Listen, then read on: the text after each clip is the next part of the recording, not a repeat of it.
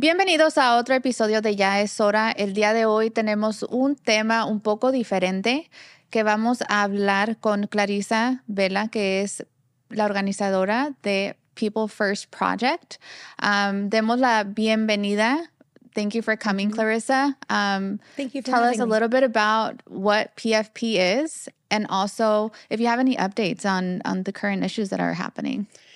So, People First Project is a nonpartisan pro-democracy organization.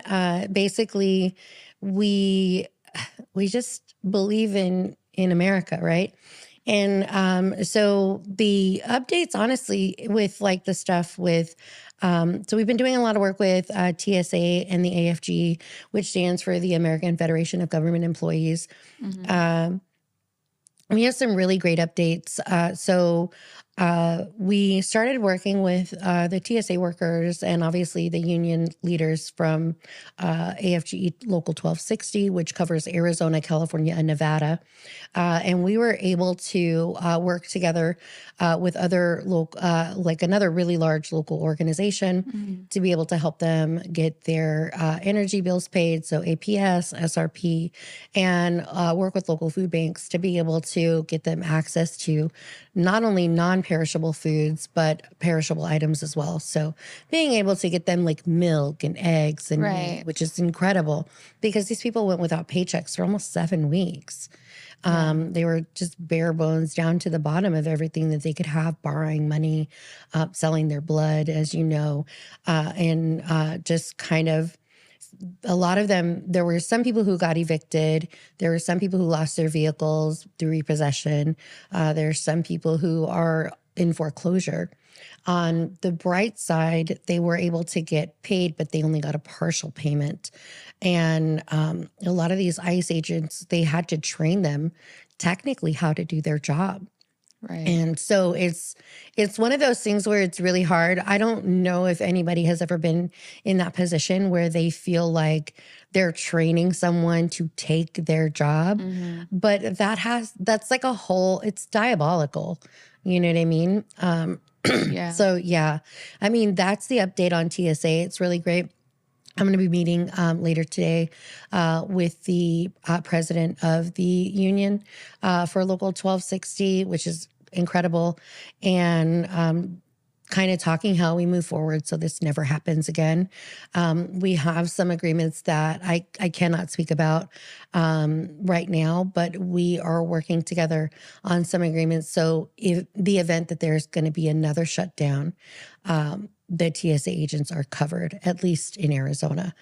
And then we'll be able to see how many, once we implement the system, how many other organizations in other states will be able to replicate and produce the same kind of results that we have so far. And because you have mentioned that you are working together, what are some situations that you can share more in depth that possibly TSA employees, agents have shared with you that you think that you're happy that it actually brought this topic to national news?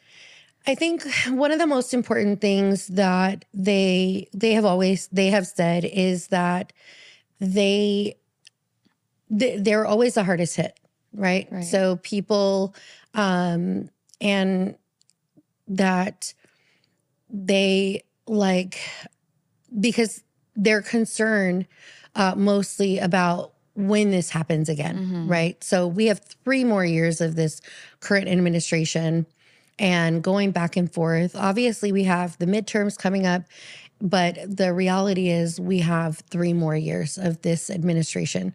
And so their concerns are those things and how they're going to be able to continue to pay for their kids' college. Like this affects so much more than just the agent themselves. It's affecting their children who should be able to continue to participate in the things they were participating in before. But now financially, there's that drain. I think one of the things that really kind of, I'm just kidding, sorry, that really kind of broke my heart was, and I'm guilty of it too, right? So as a human rights organization, we step in when we see people's rights being violated. And we had ICE not gone to the airports, we would not have gone to the airport. And we would not have been able to help. We wouldn't have stepped up to help them. And I've had this conversation with them as well. And I told them, I said, it was a blessing in disguise that it happened the way that it did, because not only did it bring the attention of organizations like ours and others to be able to go into the airports, but from what I understand, there are no other organizations, and this isn't a slight against them because it was us too. There were no other organizations that stepped up to help TSA agents. And the conversation that we had was, because they are a federal agency, all of us kind of assumed that the feds would take care of the feds. Right. And so it's kind of hard because it's like we've been watching as all of this is going on, and it's been happening to all of the workers, and all of us kind of assumed that the feds would take care of the feds, and that's just not what's happening. And so as a human rights organization, we really need to kind of make sure that we're kind of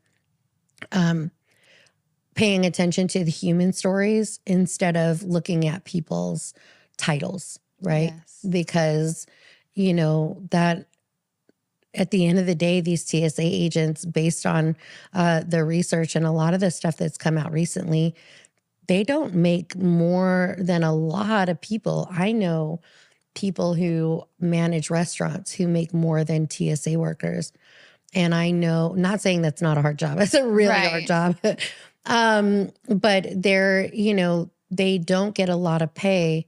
If you're making less than $60,000 a year as a federal employee and you're going 6 weeks without pay, 7 weeks without pay, they went without 3 total full paychecks, and nobody is stepping up to help. People are wondering why a lot of these agents are quitting. And I mean, I know a lot of the agents quit. I believe it was about 450 to become ICE agents because they needed money. Right. You know what I mean? And they're not happy there. They don't want to be there. But it was guaranteed funds. Right. Well, they thought it was guaranteed funds because the bonus that they dangled over their head, they have to be an ICE agent for 5 years in order to just be able to get it. And so now they're like, I want to come back to TSA, and they can't. They're stuck in a contract. Wow. Yeah. I didn't know that. Yeah. Yeah, no. And I think it complicates things because a lot of people don't understand that TSA employees are federal. Right. They're federal law enforcement. Yeah. And I think we talked about that before too. It's like when you say back the blue, why doesn't that include TSA? Yeah. Now, I'm not one of these back the blue, all lives matter, because at the end of the day, we're seeing all lives being affected, and we're seeing that all lives don't matter. And so it gets back to that point where it's like, if you back the blue, TSA literally wears blue shirts. TSA is a law enforcement agency for the federal government, the same way that ICE is. So why are you okay with ICE getting paid and TSA not? If what you want is for law enforcement, you should also back TSA agents. Yeah, you need to cover just like you're trying to cover ICE agents. Or police. Yeah, or police. Yeah. And I think that's where people don't understand. And like you said, it is something that we should also be held accountable for. Absolutely. Because it wasn't until my personal interaction with a TSA employee that it just, something was triggered, and I saw it. I saw that they were invisible, that we weren't just talking about, ICE and how it was affecting possible, I don't know, flyers, and because there's still a lot of requirements that you need in order to fly, right?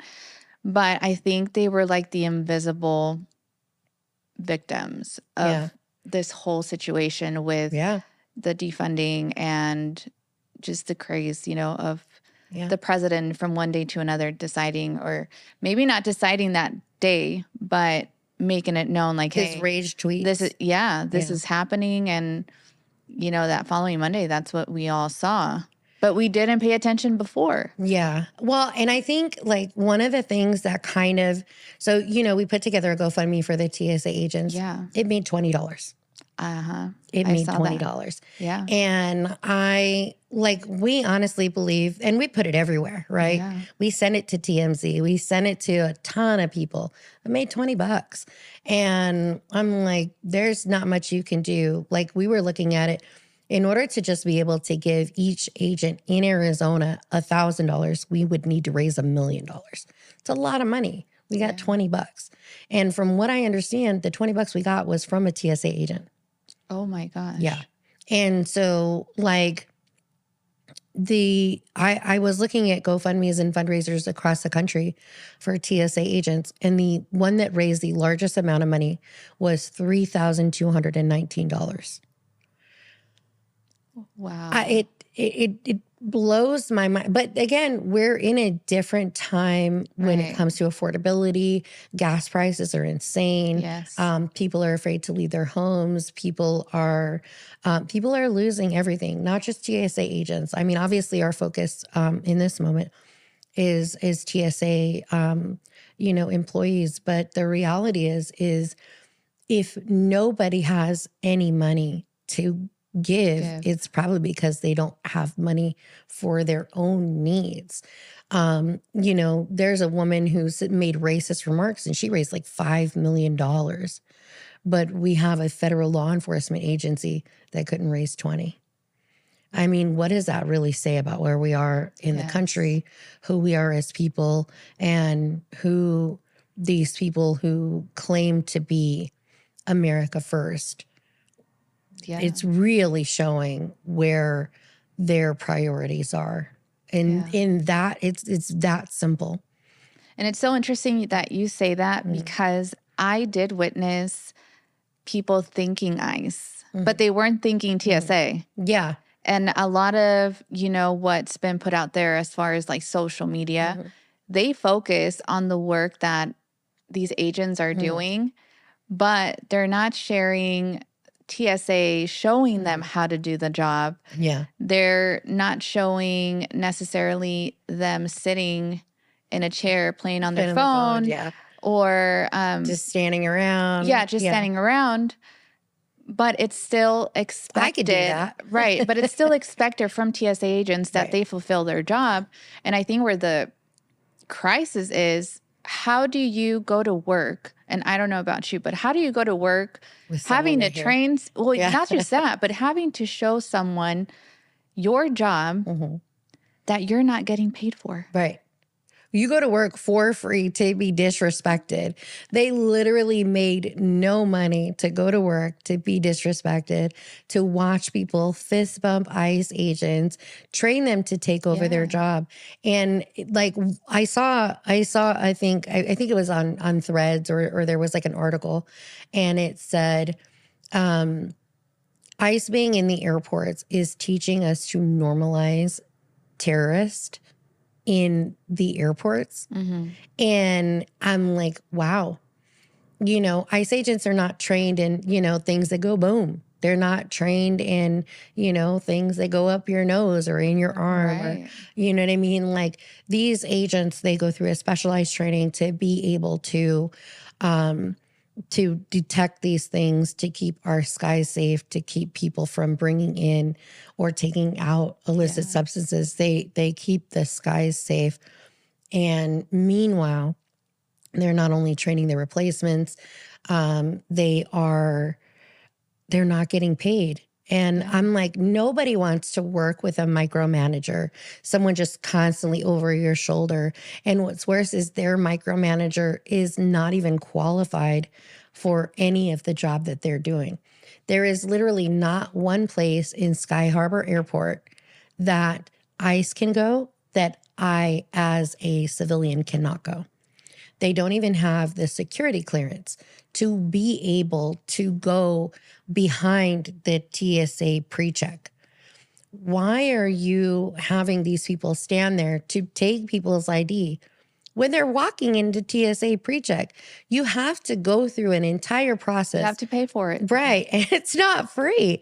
I mean, and like, even if you get it free with your credit card, it still has to be one of those credit cards that has an annual fee, right? Yep. And so like they have to go through an entire process. They still have to take their photo and all this other stuff in order for them to go through TSA pre-check and clear and all of those things. In order to fly, you need a real ID, you need a passport.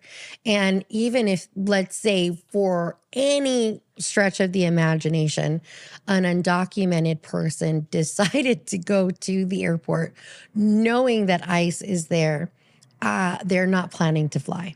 They're probably saying goodbye to a loved one and, for whatever reason, business trips, etc. But I mean, honestly, I think it didn't hit people really how much it was affecting it until it started hitting the people for business travel. Yes. Until it started hitting Congress. And then they started seeing like the human side, which is TSA agents having to sell their blood, TSA agents losing their vehicles and their homes and getting evicted from, their apartments or houses. Like, otherwise, nobody would have made anything shake. Yeah. Yeah. And that's where I feel that the attention should be. Always. You know what I mean? The Because, human part, yes, the human part. And it's so interesting to me that as this was happening, right? Because like you mentioned, like this has been ongoing for a while. And I think this is the second time, right, that this has happened. Well, this is the third government shutdown in this administration. In this administration, this is the third time that it's happened. The first one was the longest shutdown in history. And they also went with 7 or no. I believe they went 3 or 4 checks. I can't remember, without pay. It was 43 days, I believe, and this one was 40. And so when the first one happened, they didn't start getting paid like their full furlough pay until February. And then by February, they were already shut down again. So not only were these people already behind, but they were playing catch up in such a way. It's like if you lose literally everything and you have to start over, like going through a divorce, right? Right. Or going through a breakup and you're like, I'm leaving everything, screw it, I'm done. And you walk away and you have nothing. And then you get everything together and then something happens, a tornado comes, and now you got to start all over again. That's literally what's happening to these TSA agents. And I will say, I have not seen that many grown men literally weeping in quite some time. Because it's not like we were going to like some kind of, funeral or an AA meeting or something like that. You know what I mean? These are literally grown men and women like weeping. That were being ignored. Right. Completely. And again, this falls on, it's an everybody problem. Because if they forgot about them, what about us? Yeah. They work for them. Those are, and even when, like, I had a whole incident that happened at TSA with one of the people from the Airport Bureau Police. He was not a very nice person. But, like, even with him, and he wanted to stop me from taking resources, not donations. I ended up taking donations the next day, but resources for them to be able to get their bills paid and things like that. And he was just, and I told him, I said, these are essentially your coworkers. Like, how does that not, you know what I mean? You're getting paid. ICE is getting paid. They're not. Like, you would think that you would gladly say, you know what? I don't want you here because you're filming ICE, but I will take this and I will give it to the people who need it. but that was not his stance. Now, I did have better interactions with another sergeant. Well, because that guy wasn't a sergeant, but I did have a better. I don't think so. I did have better interactions with other airport police, but like these are your coworkers. Essentially, you work with them day in and day out. You would think that even their own brothers in blue, their own, law enforcement agents, partners, comrades would want for them to have access to be able to pay their bills because they're watching them drop like flies. We don't see it every day. We're seeing it. I mean, I'm seeing it now because we're working with them, but we as the American people are not seeing how many agents there are, how many are quitting, how many are just losing everything that they have. But those officers are, and their coworkers are, other people in the airports, and not just Sky Harbor, obviously all over the country. Nationwide. Yeah, but like and even for like some of the people had said, there's going to be some people who don't politically align with you. And I told them we're nonpartisan. I know who I'm voting for. I know who I voted for. I know who I'm not going to vote for. But at the end of the day, our organization is nonpartisan because your human needs are not, none of that matters. Like I tell people all the time, on your headstone, it's not going to say Democrat or Republican. Your headstone, like when people go to your funeral, they're not going to say, damn, he was one good Republican. They're going to say he was a loving father, husband, friend. People don't care about your political party when you're in the grave. So we need to start looking at that in this, because we need to get back away. We need to back all the way away from identity politics because it's destroying our nation. Yeah, it's more of a divide than we're not even divided. We're literally like standing on an IED. Like anytime someone says, Democrat or Republican, it's like literally like we're walking through a minefield. Yeah. Because you never know which one of these powder kegs is gonna rage against, what they perceive to be a liberal. And I'm like, being a good person doesn't make you a liberal. It just means that you're a good person. That shouldn't have anything to do with politics. That's right. It shouldn't have, the political side should not reflect that. And I think that's where a lot of people are mistaken because they think this is what I maybe was raised on or this is what has always happened. And I can't agree just because the political party is different. Yeah. But like you said, and I think that's what's important to explain because it's in the name. Yeah. I always say, especially with organizations, you need to represent the name of the organization. Yeah. And I think you describing that is perfectly fit for People First Project because it is the human first, the person for, and it doesn't matter anything besides that, obviously there's some circumstances, but in general, you guys are really putting their needs before your own. Yeah. Well, we're putting our, we try. So I'm just a very, I'm a very straight out person. Like I always tell people, like I am who I am. You either love me or you hate me, but you never forget me. People either find me brash and abrasive or they find me refreshing. And so the People First Project was started on the concept of like America First doesn't work for anyone, literally, like not one person, not 10 people, not millions, because America is a piece of land. And it's about the people who get off their ass every day and go to work. They struggle, or even if you're doing very well, you get up, you go to work every day. And whether you're tired or you don't want to do it, you're sick, you go, you do it.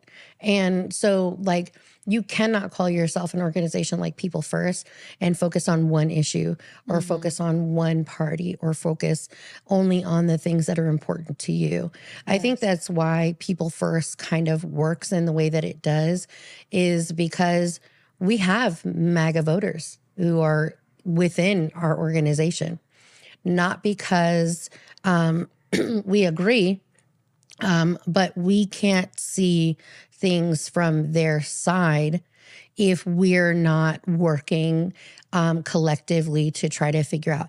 Now they're like, they voted for him, and they deeply regretted their vote and decided, to come learn more about, spaces like People First Project, because we get a lot of the feedback is the same. They feel like a lot of other organizations overly push other, things that they're not quite comfortable with yet. And so we kind of gently need people into having conversations about other things that they might not necessarily care about.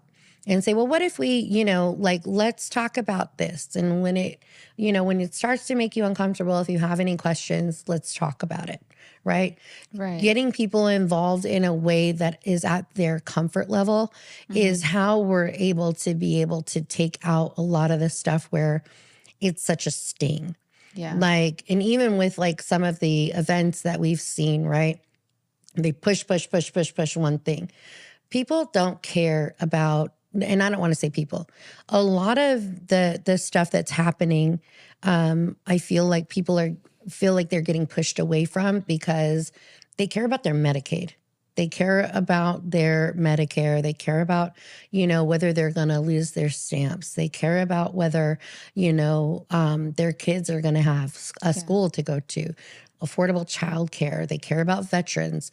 There are so many, or they care about immigrant rights.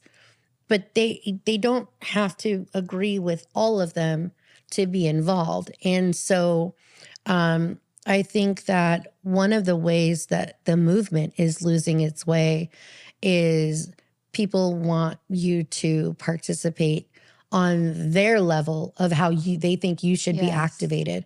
That's not how it works. If you only want to show up for things with People First when it comes to immigration rights, let's do that. If you only want to show up with things when it comes to, and some people will be like, some of our crowds are larger than others, but that's exactly why. Because there's a lot of things that don't necessarily concern them. It's not that they don't care, they're learning to care. Yes. And a lot of these people are older, white women and men who have never protested before. They've never got involved with community organizations before. And so I think while People First is a little bit controversial and we're a little bit more forward than some would be, we handle our volunteers with care. So it's just really great for them. And it helps us, move forward. Yeah. And I think with what you just mentioned, it's that openness, right? Yeah. Because, no kings just happened, right? And I know there's been others that have, kind of drawn a new crowd. And initially, a lot of participation was brought up because of what was happening with immigration. And what I noticed with this last one, it was a completely different crowd. Yeah. And the majority were white people. Yeah. And I think because, like you mentioned, a lot of organizations typically focus either on one issue, one community. The reason we're getting that new crowd, it's because it's finally knocking at the door. Yeah. And while to some people it may be like, well, where were you? Yeah. Why weren't you active before? Advocacy comes in different shapes. Yeah, it comes in waves. Yeah. It's different for everybody. Yeah. Not everybody can be out protesting. Not everybody can speak out publicly. Absolutely. That's the biggest thing that we have is a lot of the people who are within our organization as volunteers, they can't even be a part of our chats because they don't want other people to know that they're involved in case something leaks or, there's someone who infiltrates, et cetera, et cetera. And they are so afraid of losing their livelihood. I mean, look at what all the stuff that happened after, Charlie Kirk was murdered, they were literally making websites, doxing people. Yeah.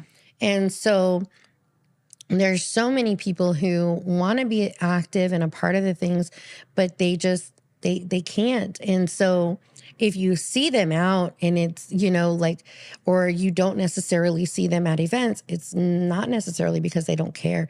Yeah. It's kind of because they can't. Like we get a lot of private messages from other people in other organizations who are kind of like, God, I want to do this. Yeah. I can stand from behind you and cheer you on, in the background. Yeah, maybe support it another way. Right. And they'll support it another way. And that's why we're able to get people access to so many amazing resources, because there are so many organizations who do want to participate, but they can't be out in public showing support, because it seems like it's not even that it seems like it. Every single community group that says, we don't support what's happening with the current administration is considered Antifa, right? Right. And so it's like these organizations who otherwise have a lot of power or a lot of connections or resources, they cannot be visible. And we understand that. We get that. Again, it goes back to I actually made a public apology to CPLC, because I was like, where were you? Like during the elections? They're probably not going to like me saying this. And then I had that conversation where they're like, we cannot be out there because of the politics. And I'm like, okay, I get it now, right? I didn't have an organization then. I was just an angry Latina Right. who was like, where are you? Like, you need to be out here with us. Going back to the names. Yeah, you know. And that's the thing. It's like we get to be more outspoken because we're a C4. So we can be involved in politics, but C3 organizations, they just can't do that. And so there's so many people, and I don't think that we should turn away people who have walked away. I think that we can find a way to gently, not necessarily merge them within our groups, but we can gently introduce them. Yeah, just introduce them by teaching them. So if for the people who've done our training, we teach them about like immigration law facts. We have our immigration lawyers come in and do trainings with it. They jump in our trainings so people can learn actual immigration law. So when you get someone who doesn't agree with you about immigration, you could say, did you know this? Did you know that? And then if the person decides to, on their own, after the conversation has been had, they can go and do the research. And then, what happens when you find yourself, on the internet, you go down these rabbit holes and you're like mind blown. And I think that's one of the best parts about our training, is because our training is based on immigration law and immigration facts, going back to the history with the Bracero movement, the Bath riots, teaching people about the Chicano walkouts, like especially when all of the students that were trying to get involved, when we were invited to schools, we went to the students and we talked to them about why it was so important, like what the significance of the Chicano walkouts, because people were telling them to walk out. Right. But they weren't telling them why it was so important. They weren't talking about the history of all of these Latino movements and what happened. Nobody was teaching them about Carmelita Torres, and those are the things that we do in our advocacy. And I'm not saying that other organizations don't, but we try to get, the elderly and the youth involved specifically, because they're the future. Right. And I consistently, and I've done this for years, when I meet a young lady, especially at a protest or manifestation, Manifestación. yeah. like, I'll be like, oh, hey, future leader. And, with young women and young men. And, and someone said to me, they're like, I thought that was a shtick. And I'm like, no, that's literally how you should address the youth. Right. If you want to get them involved, if you want them to know their power. And so one of the things that I've kind of started trying to do is creating content with the youth in mind, because we have been trying to make sure that they know how much their voice matters, especially when it comes to voting. Yeah. And I know with the midterms coming up, Yeah. That's super important. Yeah. And we've seen it across other states, how reactive and proactive these younger generations are being. Yeah. They give them they give them a hard time, but they're there. They're getting out there, and they're paying attention. Yeah. They're paying attention, 100%. especially because, like I mentioned, these issues are hitting everyone's door. Everyone. And everything's front door, back door, trying to open your windows. Yes, everything's connected. Yeah. And again, that's where the importance of explaining, like, hey, this is what federal government is. Yeah. This is what state government is.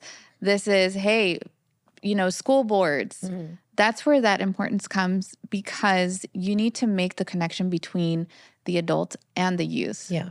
Do you know what I mean? Yeah. Especially when it comes to like Latino communities, because parents don't know. Yeah. I mean, I grew up with parents that never questioned my education. They just knew I had good grades, but they didn't know why or how. Oh, my mom was on it. Like, we had to, we definitely, in our house, education was a forefront, because my mom always would say, and all the women in my family they're so strong, and they got on my nerves when I was younger, but they're really great role models.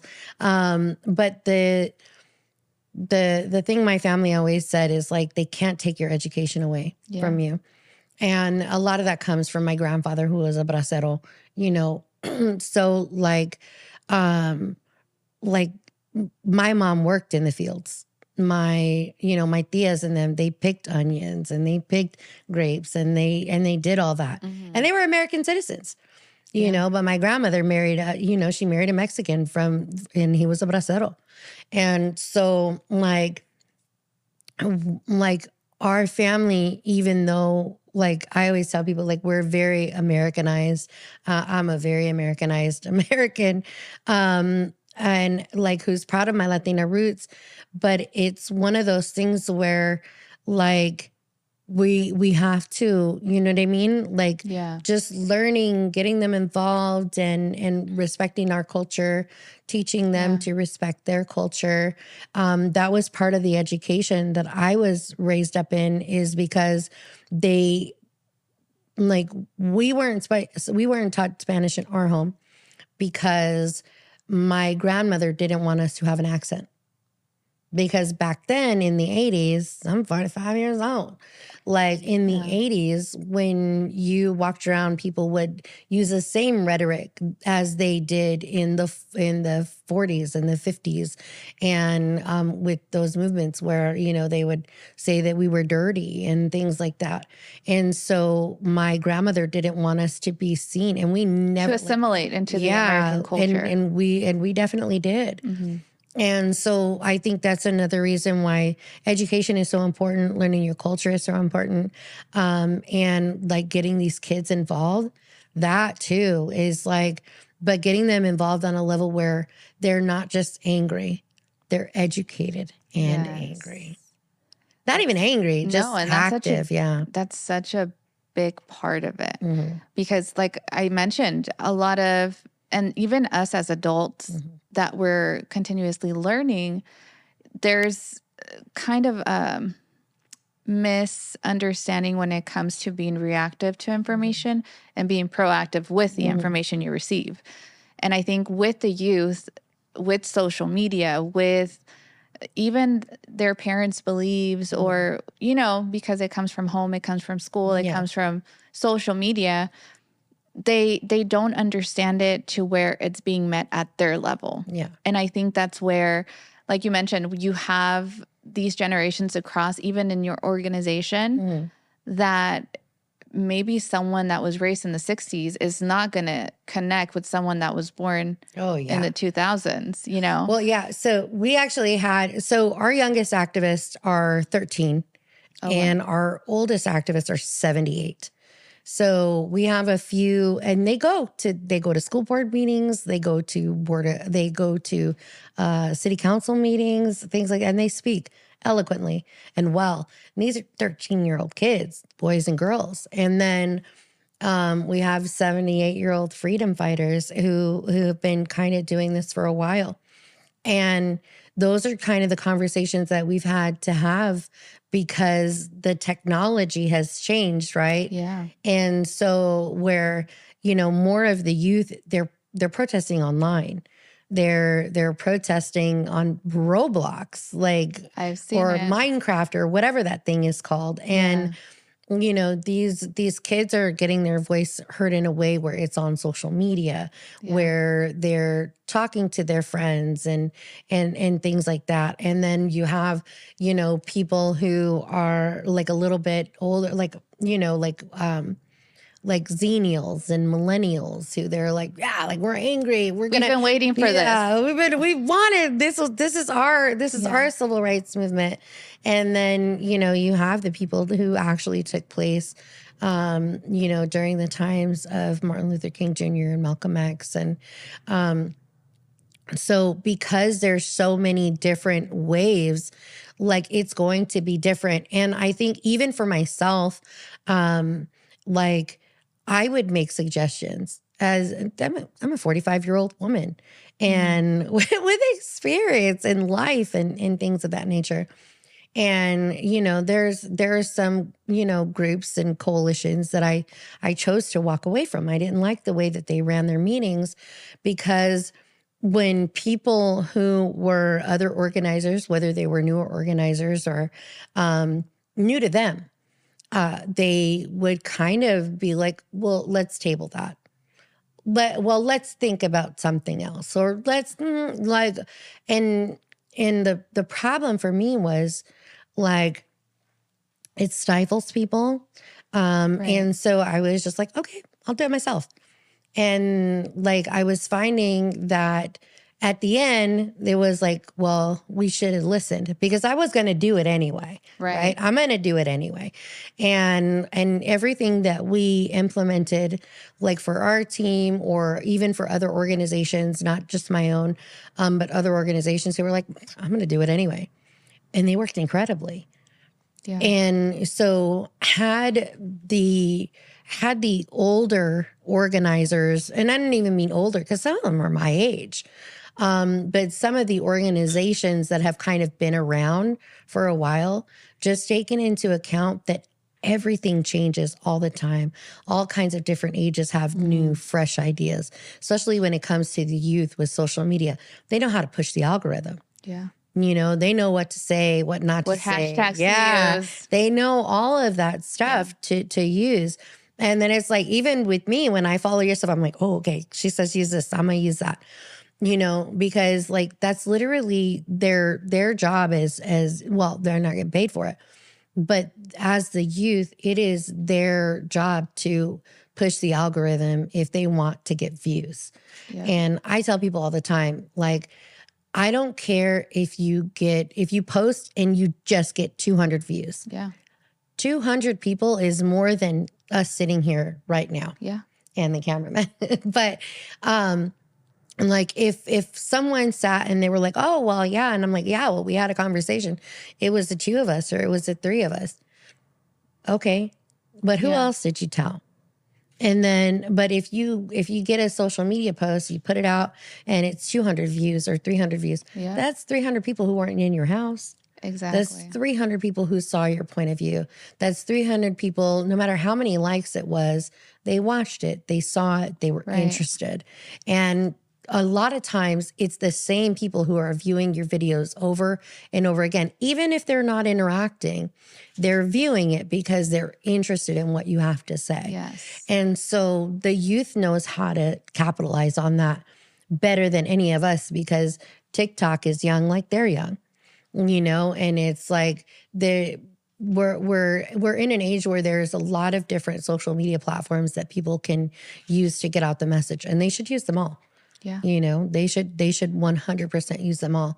And I think that a lot of these organizers who've kind of been around for a while are doing themselves a disservice by not going out of their way to, not necessarily to reach out to the youth, but to not want to rock the boat. Right. It's like one of those things where they say like, yeah, God, I used to work for this guy, and this guy was worth hundreds of millions of dollars. I'm not going to say his name. But he used to always say, like, I'm not new to this. I'm true to this. I've been doing this for 40 years and And then I would go and I would do something. And he'd be like, how'd you do that? And I'd be like, well, I haven't been doing this for 40 years. You know what I mean? Like, I learned at a different time than you did. It's just like the way that I parent my kids isn't going to be the way that my mom parented me, because my mom parented me based on what she saw and liked or didn't like about what her mom did, and and that's just the way that it goes, right? With the cycle of life. And so for these newer organizers, or the older organizers, and they really need to understand that the youth is coming from a whole different experience, because they've watched this administration happen the last time from a different perspective.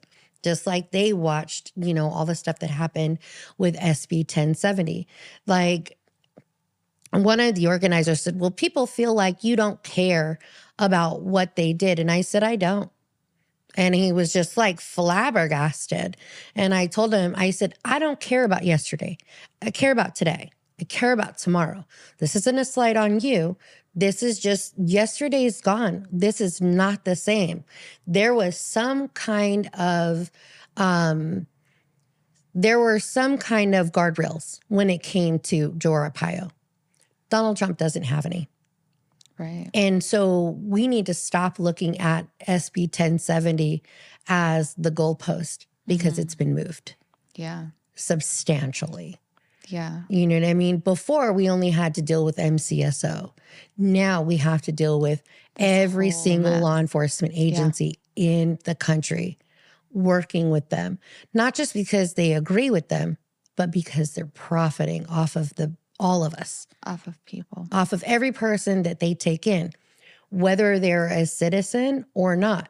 They're getting paid by the body, not by the status.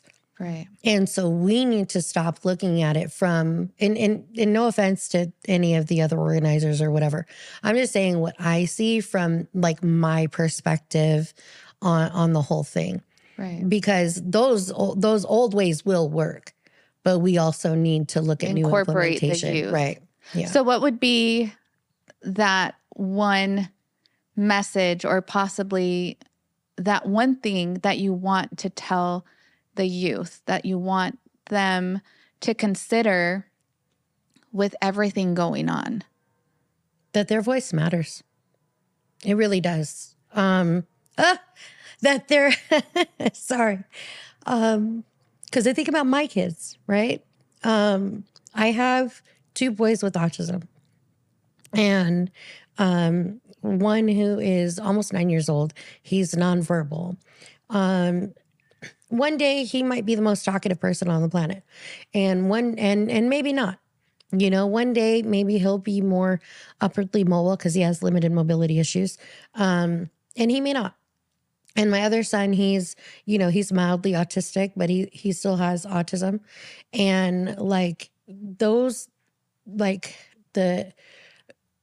my son might not ever hold a job, but his vote will still matter, because his issues will be something that's on the ballot.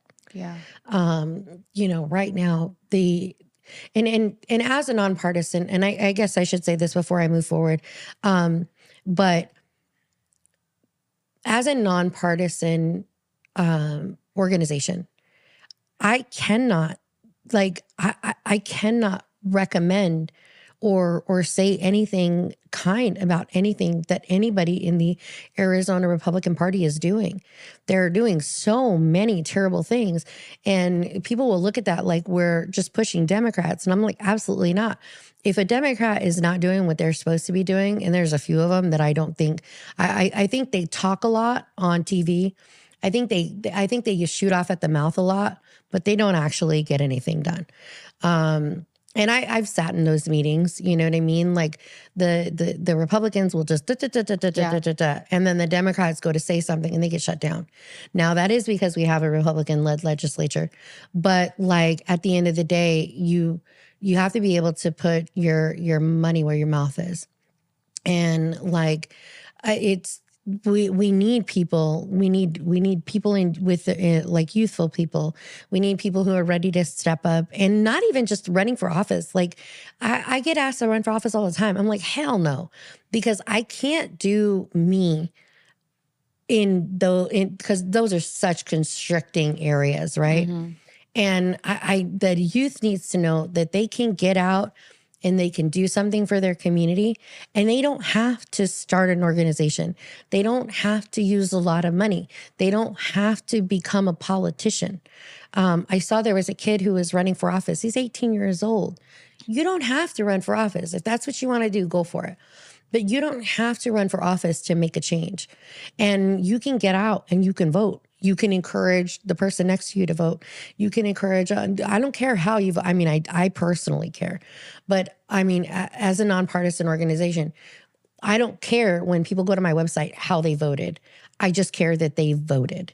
And that's the thing is like, because a lot of people forget that state and local politics are more important than federal politics, because the people that are in our local politicians are eventually the people who go to DC. Right. To make those decisions.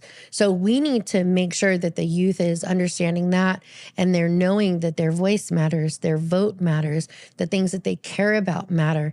And like for us, standing up for them as adults, because, you know, we're like, oh, they're so soft, you know, back when I was that age, you know, but we have to stop doing that because our parents did that to us and we didn't.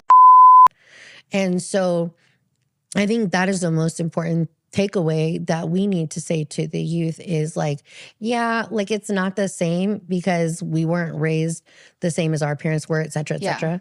But at the end of the day, like their voice matters. I say all that to say that like their voice matters, and they should get up and vote, and they should get involved. And it doesn't necessarily have to be fighting ICE. It doesn't have to be getting involved in politics, but like on a larger scale, but just get out there and do something. And I want to give you this moment just to kind of share where people can follow you, where they can get information. So if you want to share that with our viewers. So people can go to peoplefirstproject.org. I can send you a link to be able to put with the article. And that link will have access to all of our social medias, as well as amazing things to do for free right here in Phoenix, Arizona. So we have like a link that we give out to people. It gives them access to not only amazing resources that they can get on our website, but it gives them access to free places they can go, free things they can do in Phoenix and Scottsdale, whatever. There's so much amazing stuff about Arizona. And I think that people can follow us to continue to learn more about what it is that we do, to get involved, to donate. But most importantly, for the resources, you know, they'll have access to free medical, free dental, even people who already have, you know, maybe that coverage, but they can't afford the copay. Being able to get people access to paying their bills, right? Yes. Paying off their electric bill. We're getting ready to hit the summer. It's going to be super, super hot. Yeah. There's going to be so many people who are falling behind. So making sure that we get those resources out to people, for people to be able to get food and things like that, because we know that a lot of kids go hungry during the summertime. Yeah. And so I would say just reach out for those reasons. Okay. And if they see people's human rights being violated, they see ICE, they can report it to 888-354-4594. That's our 800 number. It's open 24 hours a day. If someone is in crisis or they're feeling like they want to self-harm, they can also call that hotline and talk to someone who actually gives a about what is happening to the people in this country. No, and we appreciate you for coming on and obviously sharing all these updates, sharing important information to our community. And we do hope that our viewers reach out and they share your information, their resources. Yeah. So thank you so much, Clarissa. Yes, use them. So thank you so much, Clarissa, for coming in. We appreciate you. We want people to reach out, to be able to, like I said, get these resources out. Absolutely. And create change. Yeah. So there's a ton of them. So don't be scared. Don't be shy. Don't be scared. Come and get these resources. No, thank you so much, Clarissa. And we hope to see you soon. God bless you. Thank you, Christina.